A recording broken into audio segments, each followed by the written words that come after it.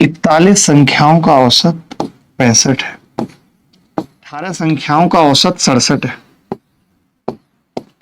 और अंतिम 24 संख्याओं का औसत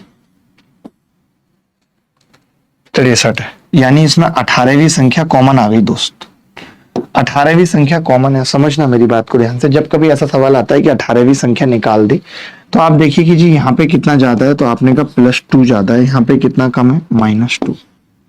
18 संख्याओं पे 2 ज्यादा है और 24 संख्याओं पे 2 कम है, समझना। अब मैं वो 18वीं संख्या, अगर मुझसे कोई 18वीं संख्या पूछ लेता कि भाई 18th नंबर बताओ, तो हम कुछ नहीं कहते, हम कहते कि यार कुछ नहीं होगा, 18th नंबर होगा 65 और ये 18 गुणा 2 और 24 गुणा 2 माइनस का 12 आ जाता, ये हम क्या देते, ये आ जाता उत्तर। लेकिन इसने तो ये पूछा नहीं है, तो हमें 18वीं संख्या मैंने निकालना बता दी बट पूछे नहीं, तो हम क्या करते हैं, बच्चों को तो पता है कि भाई यहाँ पे जो आ रहा है वो -12 आ रहा है।